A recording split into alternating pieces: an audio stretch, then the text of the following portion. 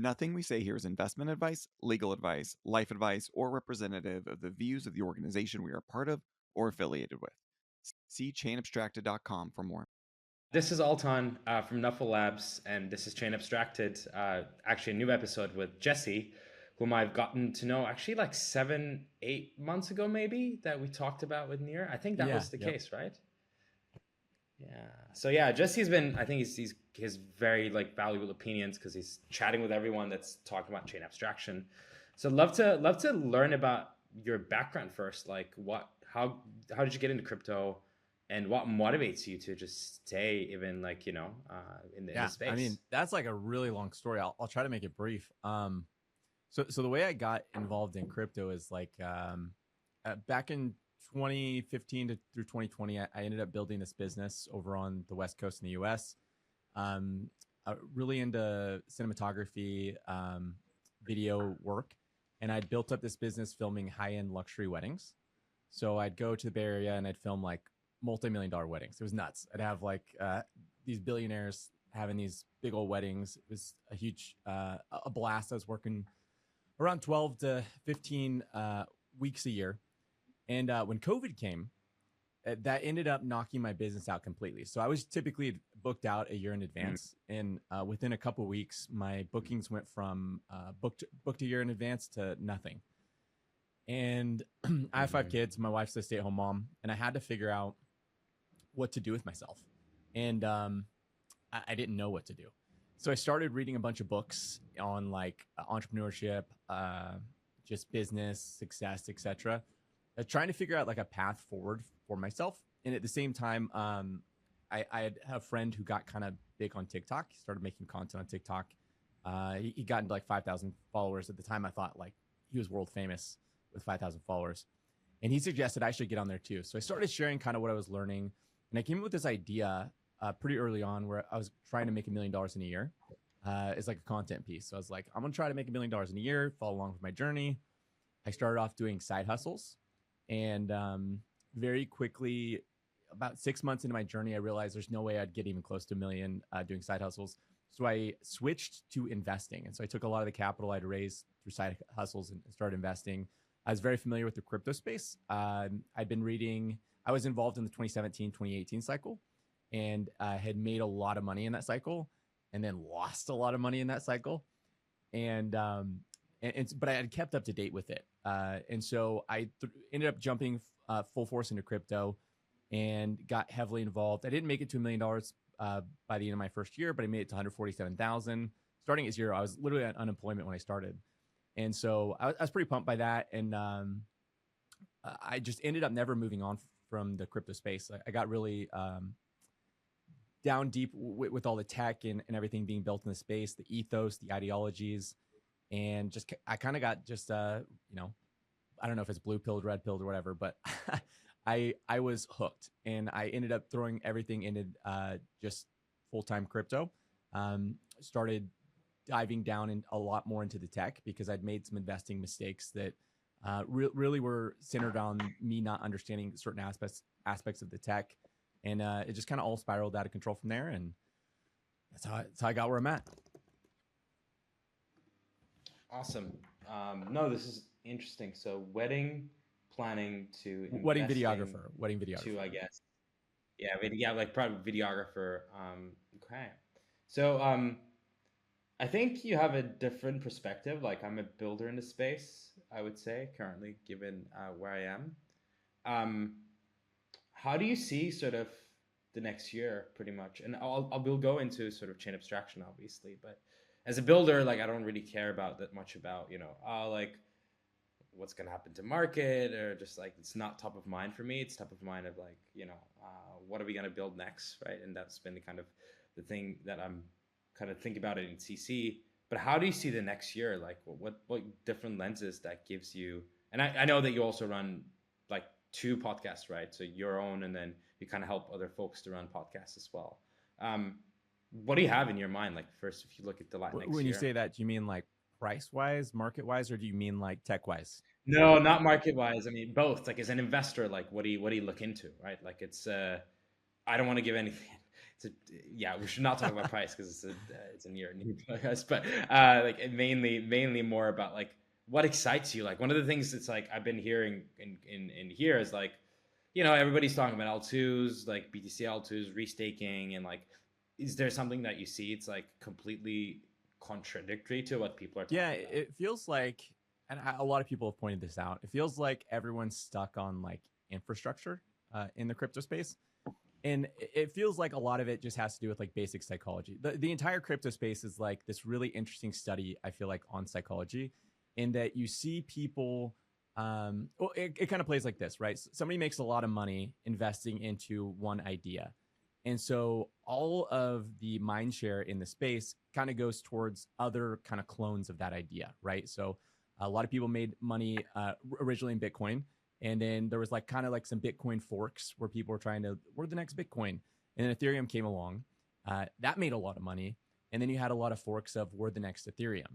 And that's just kept going because those forks ended up being, some of them ended up being pretty decently successful early on. And when I say successful, I mean purely price wise.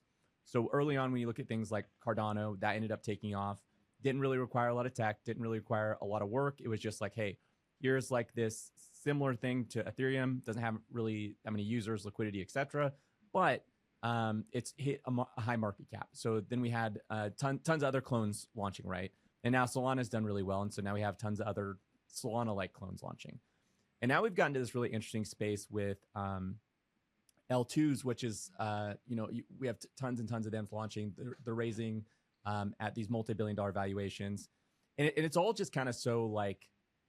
I think everyone's super tired of this, right? This has been years and years of new infra launches that really go nowhere, right? Like a lot of these L2s are launching with no users, no liquidity. All the liquidity that they're getting is kind of like gamed because of airdrops, right? Like the usage and the people coming on there are trying to earn an airdrop. They're not actually using the thing for like what it's meant to be for. And so it feels like we're kind of stuck here, but I think that we're slowly moving past it, and I see the tech evolving with things like, the modular thesis, right? Like everything's getting split up and broken apart. It's actually getting efficient. It's actually easy to use. A lot of these chains now, it's really cheap to use a lot of these chains now. The bridging's getting better. The UX, the UI is getting better, and we're finally seeing some breakout apps. The apps I would say that we're seeing so far, like Polymarket, is not fully crypto native, but man, you've got presidential candidates talking about and referencing Polymarket all the time. We have Pump.Fun, which is a very crypto native app, and there was a couple days it was doing more in fees than Ethereum. So I think we're getting there, and I think we're getting to the space where we're going to see apps really take off. And I think, in my opinion, I think crypto gaming is actually going to be a huge catalyst within the space. I just see a lot of pieces within crypto gaming that make a lot of sense to me as to why that would be adopted. And I think we're going to slowly move away from the infra wars because I think over the next couple of years, it's not going to make as much sense as it does today. Okay. Interesting. So your thesis is pretty much like we've done BTC forks, ETH forks, and then L2 forks. Now we basically kind of cut to a point where like it doesn't make sense to build infra anymore. Well, not that it doesn't make sense to build infra, just that I think the market's worn out from it, right? Like you look at the L2s, they're like starting to kind of falter a little bit, and it doesn't make sense in the sense that I think we're heading to this place of super networks. So we've previously had like all these chains as sort of like islands. And I think with things like the ag layer, I think with things like ZK Sync's Elastic Chain, OP Super Chain, like there's all these things being built, which are like these super networks. They're networks of chains. And these things will be connected together by something as well.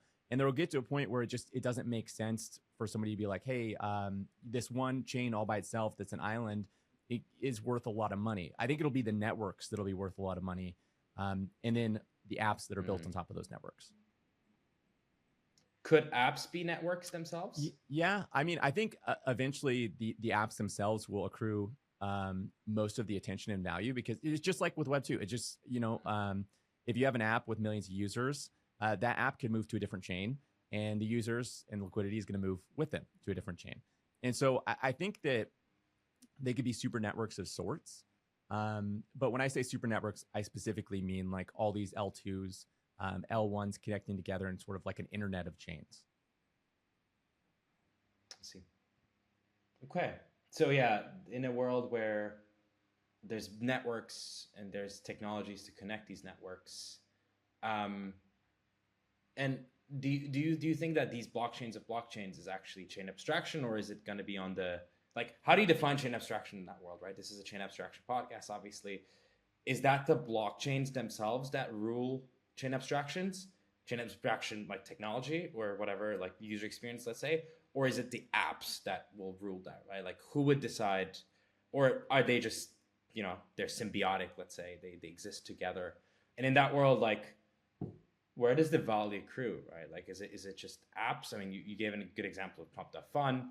Obviously, Pump.Fun had great fees for a couple of weeks, but it could also just flop like immediately, right? So like that's, you never know. I mean, it's because there's liquidity and people are launching meme coins, and there's like, people want to launch meme coins. But how do you think about this? Like, how do you think about chain abstraction and value accrual? It's like, it's nobody. By the way, I've asked this a bunch of people, and they have all given different responses. Yeah, chain abstraction and value accrual. So I think to kind of like figure that out, you got to figure out what things are important, and what things are like quickly being commoditized. So if you look at like, for a while it was fast and cheap. Fast and cheap is super valuable, but now everyone's fast and cheap, so it's no longer valuable. Like anyone can spin up a fast and cheap chain.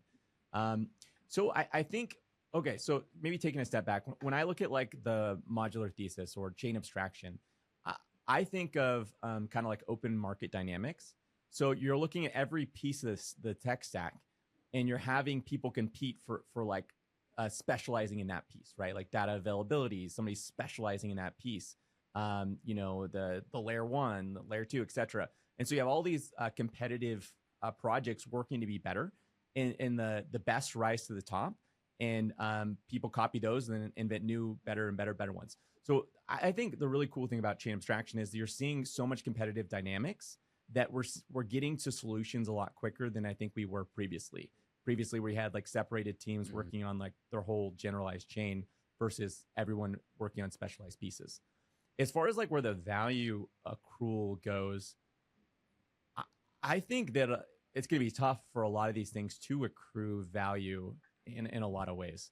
Just like thinking about it, because I mean, the network itself, I think, is a moat, right? Like, so you have a big network, like something like the Eckel, the Elastic chain, like that's valuable because all that liquidity is networked together, and the bigger and bigger that network gets, the more it attracts more liquidity and users into it.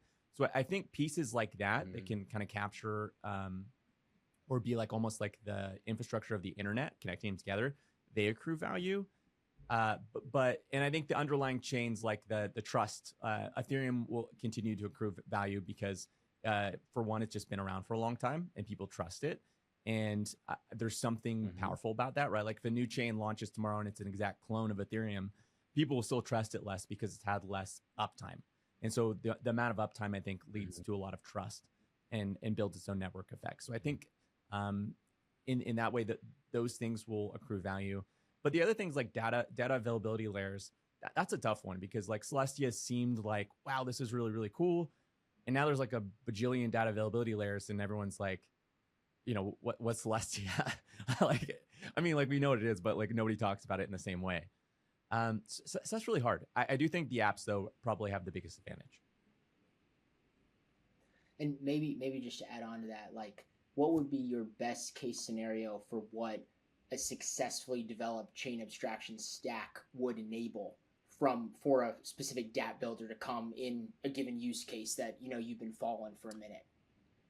Explain what you mean by that. So like when you say, so I think like, yeah, so maybe just to go back, like last cycle, everyone was saying we're going to build alt L1s that have the capacity to actually people to interact with dApps cheaply and quickly, and then they said, oh, now we have to bridge between the different L1s because it's clunky and composability matters.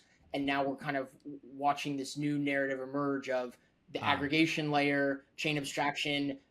Now that we have composability, let's assume we get through some level of putting the pieces together. what does that open up for this space as a whole? And like, when do we reach that product market fit dream of you're going to be able to run your app and scale it up, to 1 million users for a given industry, so to speak? Well, okay. I think the first thing you're asking is like, maybe I'm wrong about what you're meaning by this, but when I look at the market, I look at, again, the fast and the cheap that everyone was focused on. I think that gets commoditized away. Nobody really cares about that.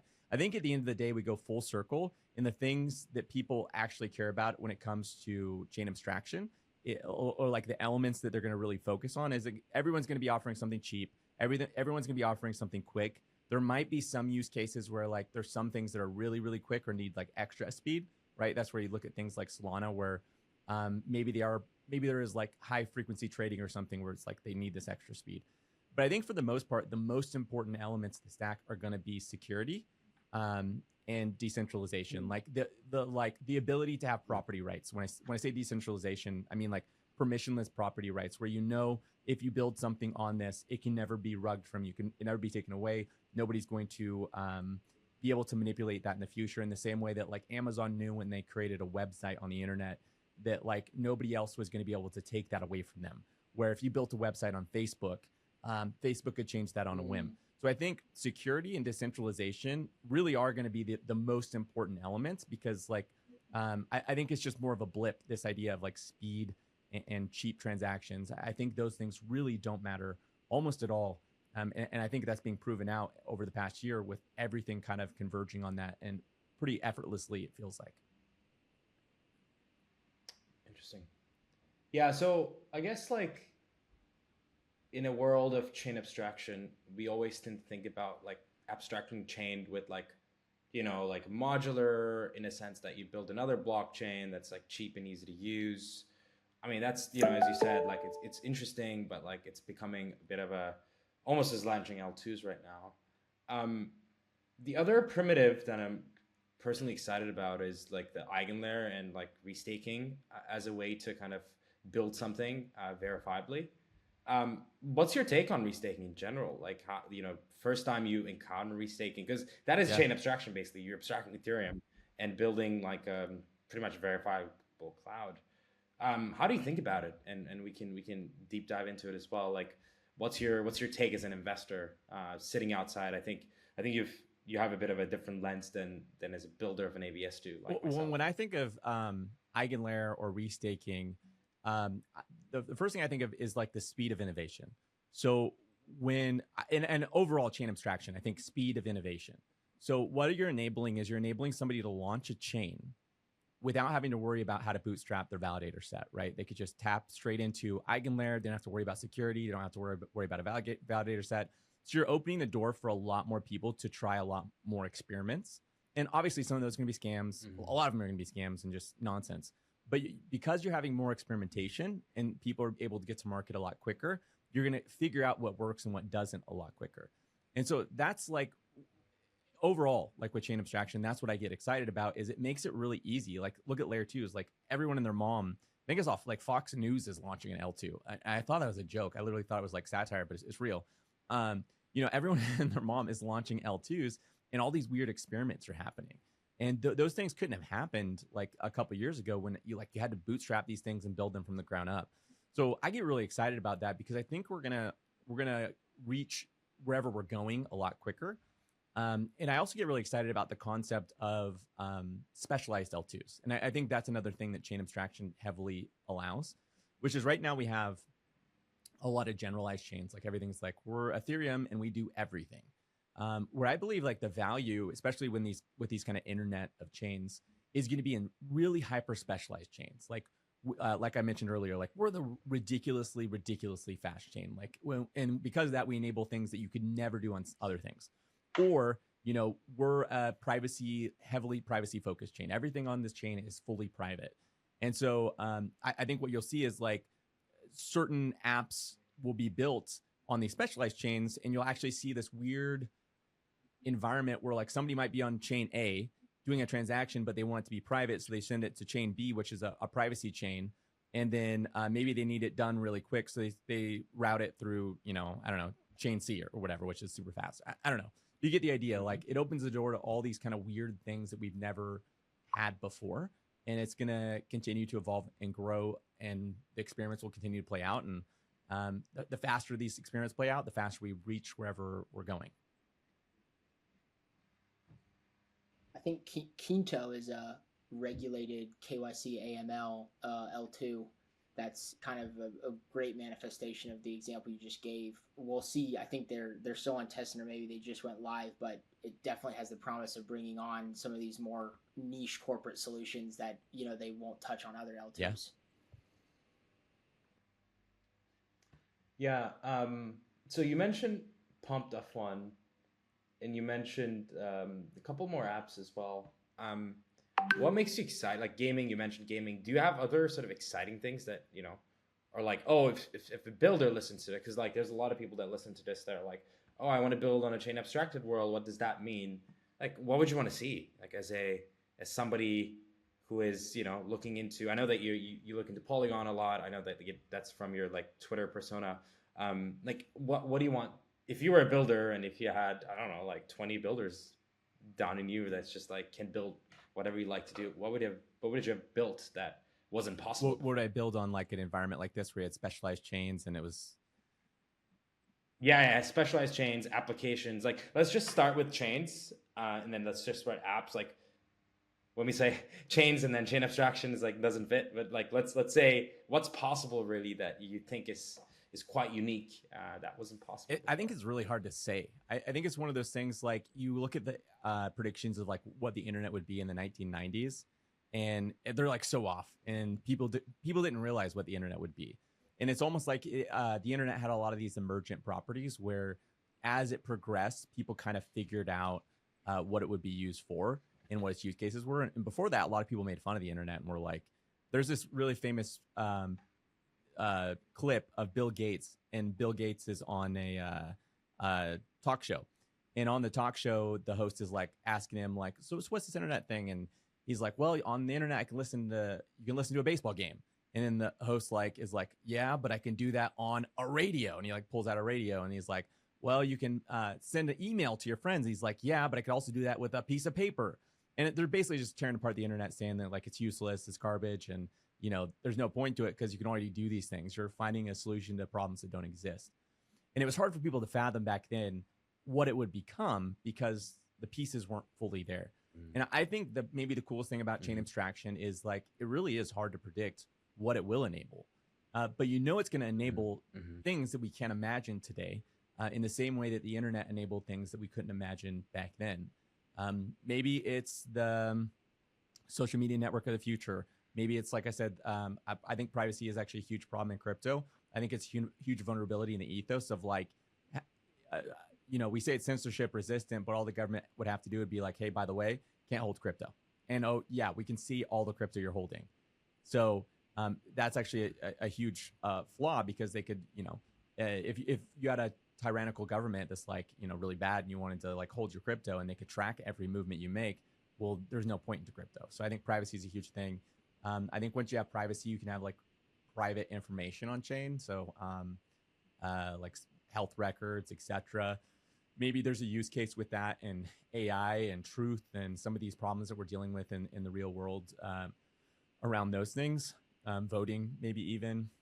I don't know. It's really hard for me to imagine. I just know that it pushes forward the speed of innovation. And with that, you're going to get a lot of experimentation. And experimentation eventually yields something useful, period. And we just have so much money in the crypto space that like we have so much room to experiment. I see. Makes sense. I was wondering, Jesse, on that topic, how do you see the user experience evolving with, from a higher development across, different L2s and, the overall chain abstraction stack? Well, you have things like Rabi Wallet, right? Which I remember I used to have to switch between networks. I never even think about that because Rabi Wallet automatically does it. But then we have these other wallets and things that are like abstracting that out further, where like the user doesn't even doesn't have to think about these things. So I think that's probably where we're going. I don't think we're going to have things like, right now you have Argent Wallet for Stark, and then you have Phantom for Solana, and etc. There'll always be like the niche ones that you do need, I think, a wallet for. But if I remember back in 2017, you needed a wallet for everything.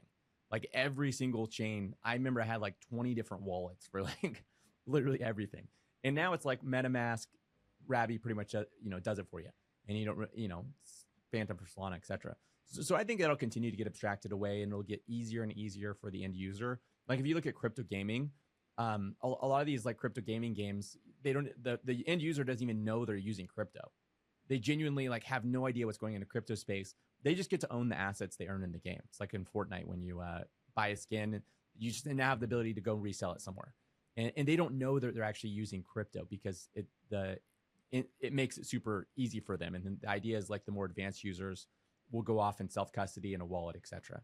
And so I think maybe initially it'll get more difficult, but I think in the long run it'll be way simpler than what we have today. So chain abstraction, like you get into the space where you're not thinking about the wallets and the network that you're on. How do you feel about security in this space, right? I mean, let's say you go to different L2s and L1s, you don't know their security assumptions of that L2. What should one do to kind of like, okay, these problems are solved. You don't have to think about the wallet. You don't have to think about the bridge, but you're also making a very important distinction between, because all the crypto systems are based on some security assumptions, right? How should like one kind of maneuver into space? I mean, right now you have to go to resources like L2Beat, etc., to like go look at like I think they've done a really good job at saying, hey, especially on L2Beat, you could look at an L2 and you could say, hey, here's the risk factors, here's how they could steal the liquidity, here's how they could push an update and cut you off, etc. So they've done a good job at explaining that, and I would just hope that as things expand, wallets would continue to do things like that, right? Like even now, wallets like MetaMask in the past, when you would do a transaction that was draining your wallet, it wouldn't even tell you. It wouldn't make it human readable. And newer wallets are human readable. It'll be like, hey, by the way, this is going to drain your wallet. Are you sure you want to do this? And so I think in the future it'd be like, hey, you're moving to a chain that has pretty high risks. Are you sure you want to do this? And I think that'll be abstracted to the wallets, and you put a lot of trust in those wallets. But again, I think it's one of those things where like the social layer is able to kind of keep an eye on that, right? If a wallet's being weird about that, I think something like the social layer would be able to catch that. Interesting. So a user experience of, and I was thinking about this for myself. So user experience of like, hey, you're about to jump onto a new L3.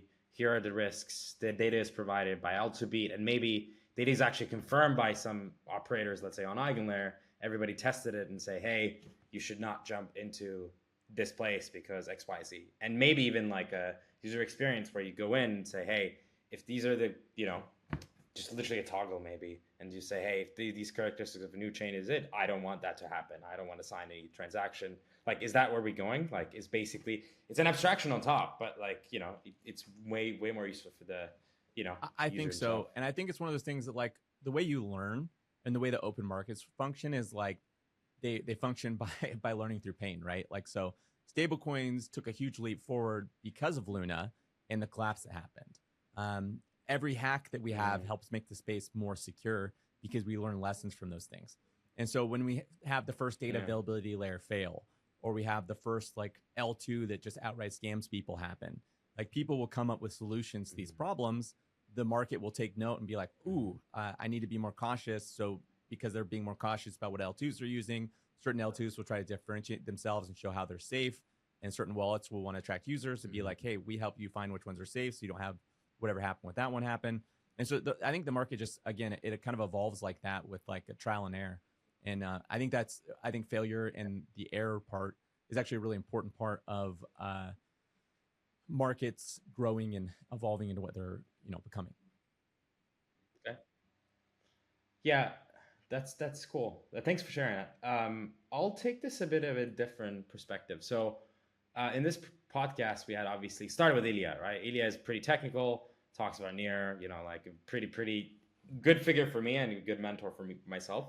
And then that was Zaki, as a Cosmos IBC. We had Erica, which was like, she talked about like, how do you build a community in chain abstracted world, right? Like, how do you kind of build these like almost like a bridge for communities, right? And for your background, I guess like you've started with, I guess, wedding videography, to ended up like being almost like an investor, but also like running and doing your own research through the podcasts you do, right? So how would you recommend folks, like, there might be some folks listening to this be like, I'm really new to crypto, like I don't know what to do here. Like for me it's technical, right? And do you think, like, first, how do they contribute? Second, does chain abstraction really help that world where there's more people that can contribute to crypto than it used I to would say be? definitely it helps more people contribute because the more it's abstracted, um, for example, like I mentioned earlier, any like I could go launch an L2 today.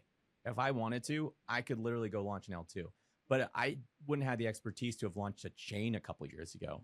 Why would I launch an L2? Like I don't have a good reason, but maybe there's someone out there that comes up with a reason for an individual to launch an L2 that actually makes a lot of sense that no one else would have thought of before. That will push the space forward. So I think, yeah, it definitely opens the door for more people to get involved in the space, but also like, where somebody maybe couldn't tackle the whole problem of like building an entire blockchain from the ground up. Maybe some entrepreneur does come along and say, hey, it kind of sucks how we get hacked. Like all these apps get hacked. Like we say, we have these secure chains, right? But all these apps on top of the chains keep getting hacked. I have a solution for that. It has nothing to do with crypto necessarily, but if we were to implement this, feature, maybe it's a feature in a wallet, etc. I don't know. We can solve that. It opens the door for interesting solutions, I think, like that. If you were to come to crypto right now, how would you contribute? Would you do the same thing, like the same thing you do, or like any advice on someone that comes in, doesn't have the skill sets of technicality? Yeah, How do they I think contribute? if you get involved in the space, like basic education is a really great way to contribute. What I've noticed in crypto, I think it's a huge problem, is like there's like the core of crypto, which really understands the space and maybe values it. And then there's like, and maybe that makes up like 3% of crypto. And then there's like everyone else. And especially when you're talking about a bull market, like it becomes really mercenary. Really bad things maybe rise to the top. A lot of scams, a lot of Ponzi's, and people don't know any better. They don't know any difference between Hex's Pulse chain and Ethereum. Like genuinely, if you go talk to an average person, they'll say, "Yeah, Pulse chain and Ethereum. That's like they're just as good, right?" In their brain, like Mm-hmm. that makes sense. And so, education, value, like people that actually have values and just morals on some level, can bring a lot to the space in even very basic education, like how to use a wallet, how do you get on chain, how do you avoid scams, things like that. Uh, I would say we could use thousands and thousands upon or thousands of new educators in the space to help people onboard, get started, and get going. Even if it's just helping your friends out, helping them get started. If you were to advise an L1 foundation today in a increasingly modular environment how to stay relevant or how to attract builders, what would your advice be to the L1s out there that are either from the 2020 cycle or recently deployed to stay relevant in this new environment? Even 2017 cycle. Yeah, even I 2017 think it cycle. really is. You got to get a killer app on board. It's the same thing as like if you look at like the console wars, even though it's a lot different, like Xbox versus PlayStation. Like the way that one would gain an edge over the other would be like they have a exclusive IP, right? They have some sort of IP that attracts people to go buy that console. They're like, oh, I want to play Halo or I want to play the Spider-Man games or whatever. And so in the same way with chains, like you need useful apps that like that's the place that people go and get that app. And that's kind of hard to do today because there's so many people fighting for attention, and there's so many of these L2s that have all these incentives to like pull people over there. So I'd say it's really difficult to be an L1, especially a generalized L1 today in this environment. And it actually makes a lot more sense for most people to be some sort of L2. Like you're going to start off more profitable, especially as we start to build these super networks. Like you'll be able to connect into other chains with their liquidity, their users, and that's able to move over a lot easier. And I think it's going to be increasingly more difficult for a new L1 to start, and you're going to have trouble finding a good reason other than we need to pump a token up and make a lot of money, which is, if people are being honest, that's why a lot of these alt L1s do get launched. Is primarily it's not about tech. It's really, hey, we're going to throw this our own unique spin on Ethereum. We're going to launch a token and we're going to make a lot of money. And that's really the problem with the space is like a lot of people have lost sight of like, let's advance forward the space. And it's about token launch and, seeing how much money they can make from that. Cool. Yeah, I'm gonna twist this again. So when I did the podcast with you last time, one of the things that struck me was curiosity, like basically like asking and going deeper. And I've done a lot of podcasts. I'm not just saying like I was doing less, I started doing more now. How could one build that in crypto? How could one build that muscle of like, hey, I think a lot of folks just read crypto Twitter and they believe in things that they see.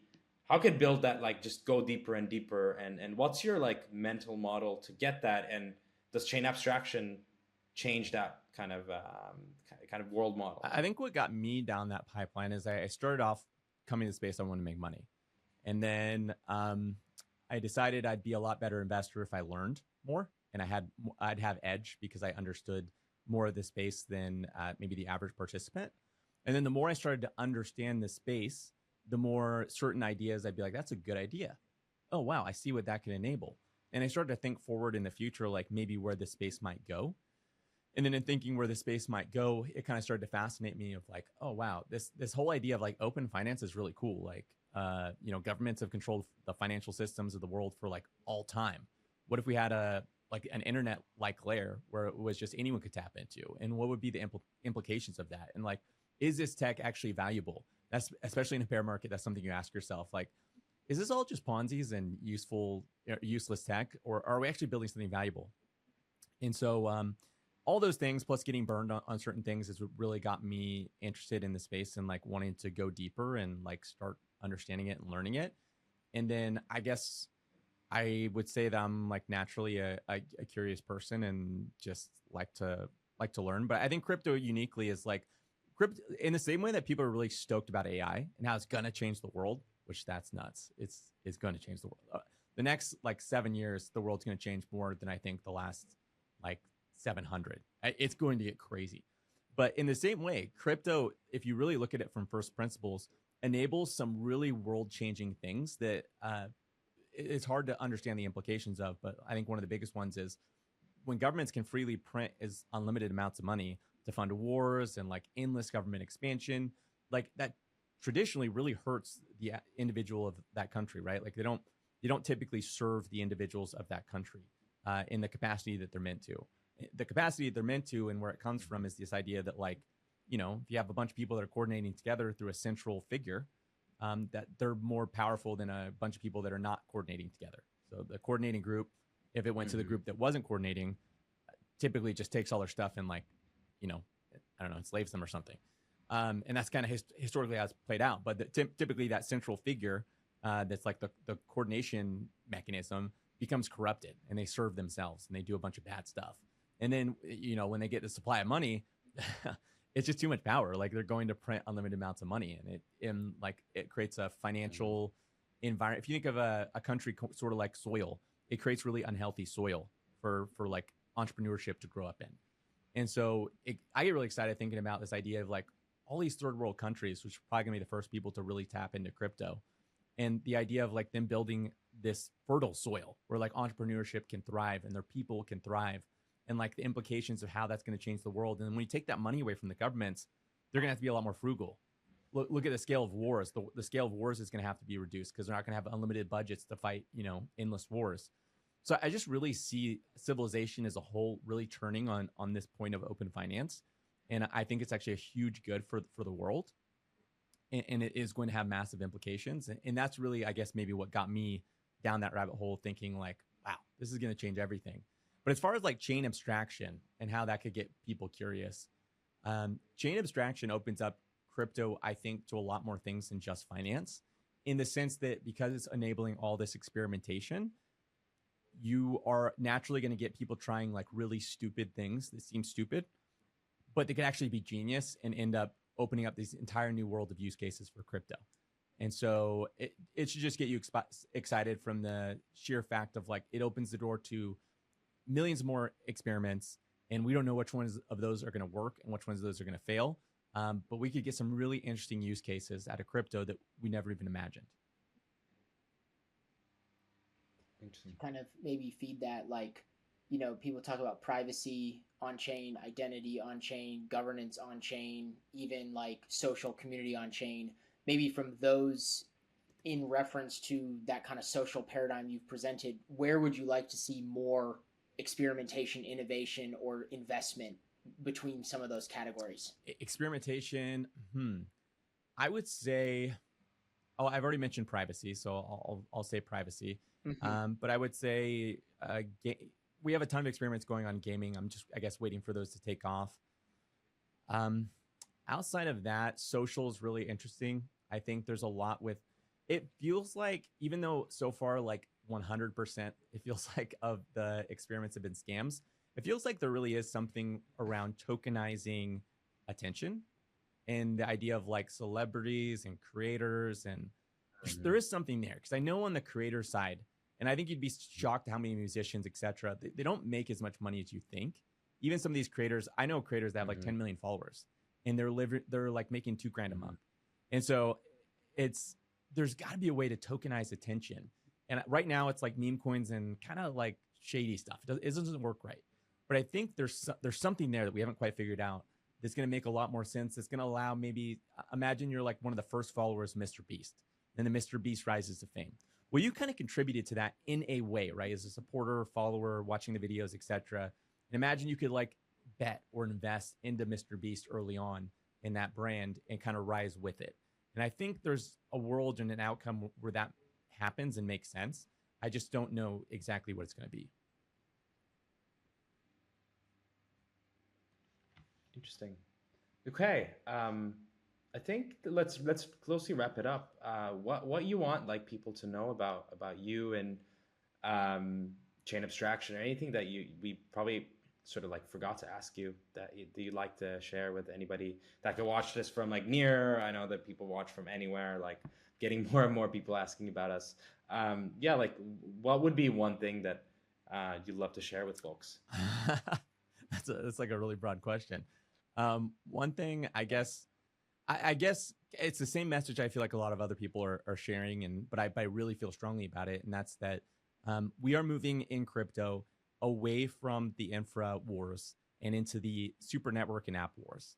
And I think anyone right now who's like thinking they're going to launch the next best generalized L2, if they're thinking, it's all about these VC raises, etc., I think you're missing the point. I really think, like, look at all these chains that like launched and they raised a bunch of money, but now they're dead. Like, there's so many ghost chains, it's insane. Like, so many. And so if you really want to build something that lasts, you're going to have to put in the hard work and actually build like a valuable app. You can't just like fork some code and like hope to make millions and millions of dollars. And that's as it should be. And so I don't know, I encourage people to, I guess, solve harder problems and focus their attention on things that like really are solving a problem for some sort of end user and bringing value to the space.